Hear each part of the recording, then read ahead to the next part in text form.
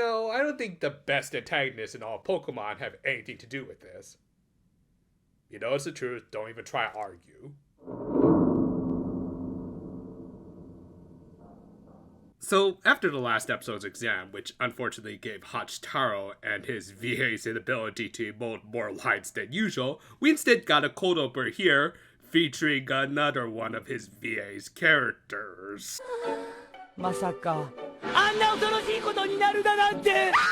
She has to listen to your stilted line reads. Ah! But yeah, it was summertime for the Ojamajo, and for some reason they didn't think to at least change their clothes, especially Aiko and her overhauls, but whatever. Also, they weren't going to worry about Hana getting overheated, and she's not even going to appear in this episode. No, instead, they were going to redo a plot point from Season 1 and hold a test of courage at the aforementioned Yamuchi's temple in order to cool down with some literally spine-chilling activities. Not surprisingly, this was again much to the chagrin of Hazuki. They were joined by the rest of their class, in particular Reika, who throughout this episode was going to play the role of the skeptic.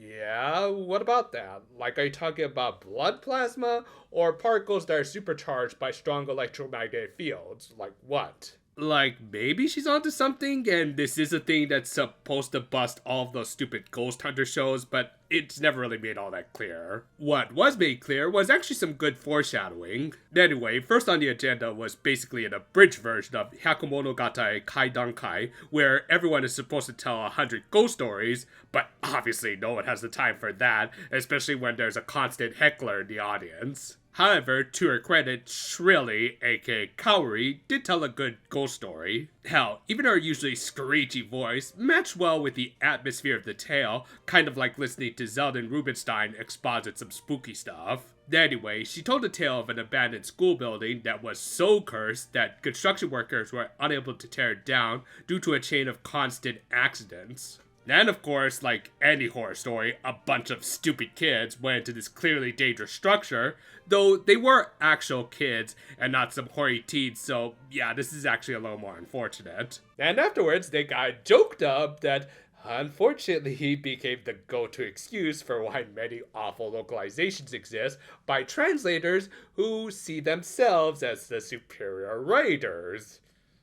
But yeah, I'll say right now, this is legit one of the best sequences in the whole series, as it was very well directed and legit kind of scary. The colder bluish-gray colors throughout gave it an actually creepy feel, and some of the ways these kids were picked off felt like something right out of Corpse Party, minus of the distracting fan service. Like, am I crazy, or does a show that has an opening like this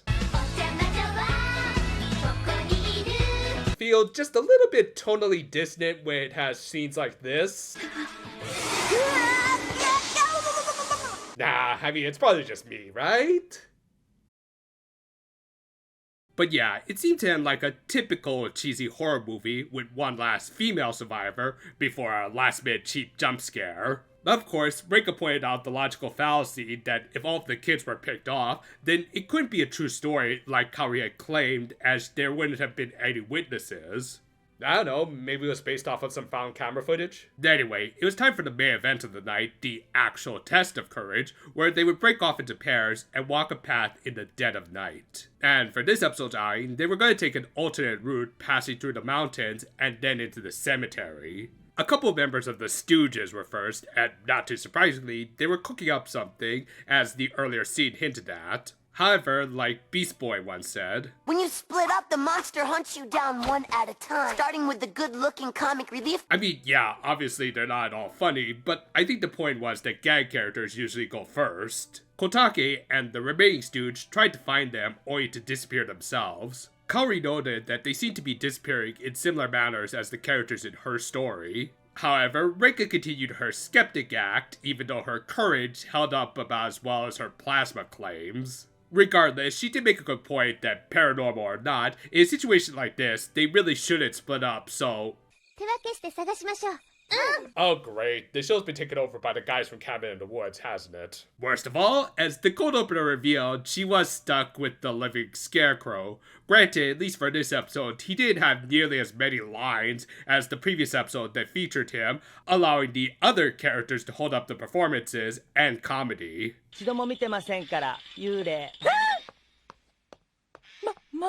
The other pairs were holding up for the most part. I mean, at least Hazuki and Yada had their callback for the previous season to keep them safe. However, maybe they were never in any real danger, as Ompu deduced that this was all an elaborate prank by the Stooges and Kaori, which the latter denied and the purple Ojamajo believed rather easily. I mean, yeah, as it turned out, she wasn't lying, but I don't know, this plus the big twist at the end of the episode ended up feeling a bit rushed, but we'll get to that when the time is right. Anyway, they also changed the show's eye catch starting from this episode, which also included a massive spoiler that we'll skip for now. Like, geez, I know y'all want to advertise your new toys and all, but you don't have to include this bombshell for those who try to avoid spoilers. Anyway, Reika and the Ojama pairings regroup Sans Aiko, who surprisingly was the next victim. Yeah, usually the assertive leader types can at least last until the final two, but I guess we were going by Deep Blue Sea rules. We're gonna seal off this. Kind of appropriate, since she was seemingly taken out by water, while Nobuko got clock towered. Kaori then revealed that her story was supposedly true, as apparently the last girl did survive her last minute jump scare. その子は恐怖で髪の毛が真っ白になっていたそうよ。 And yet, her hair turned back to normal in the sequel for no particular reason. And while they were talking, the other glasses girl in Hazuki was picked off, I guess to reduce redundancy. To make matters worse, Yamauchi's parents were also nowhere to be found, and the phone lines were dead. And while splitting up again seemed like another bad horror movie call, it did make sense that the Ojamajo would split off in order to use their magic to try and find their friends. And for once in a long time, they couldn't use the magical stage with only two of them, but Doremi had a different solution.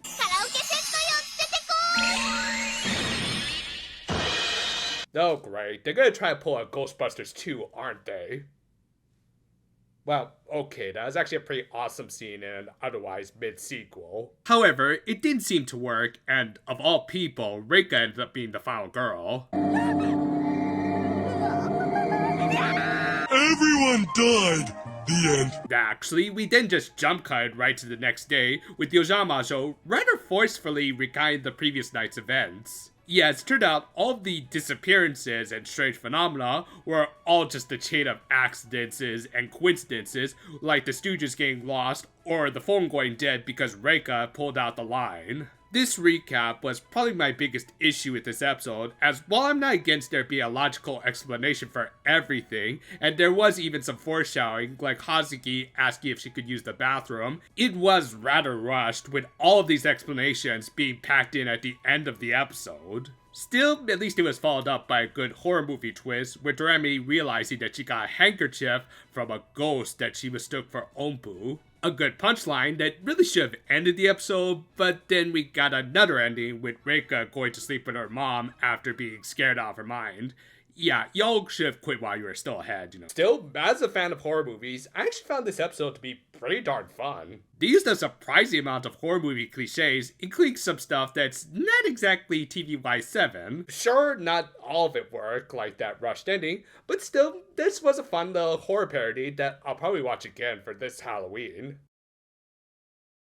Even back when this episode originally came out, horror movie tropes had become well known and spoofed into full-on movies. Thus, trying to do your own variation of Scream, and for a kids show no less, would be no easy task, and yet for the most part, I think this episode pulled it off almost too well at points. Yeah, Kaori's story wasn't exactly something you expect from a show like this of all things, but you won't hear me complain when it looks this good, as legit kind of scary. From there, and yeah, while it was obvious nothing was actually going to happen to these kids, it still was fun to see them get picked off like many a horror movie scenario. The writer of this one was Akatsuki Yamatoya, who, as I've mentioned, would go on to head write Gintama and give Gintoki a lot more comedic nightmares. Again, I just kind of wish that this had been a little better paced out so that the ending wouldn't need to have been as rushed as it was, but otherwise, overall, this was a fun break from the Hana arc. Reika might not be a skeptic anymore, but maybe she has a future as a plasma expert or something. And with that, I think we'll go right back to finishing up that PPGZ overview before the end of this week. Following that, we'll do a little manga review of something that I've been wanting to do for a while, but for various reasons haven't been able to. You'll see what we mean. And until then, though, farewell for now, my friends, and, excuse me.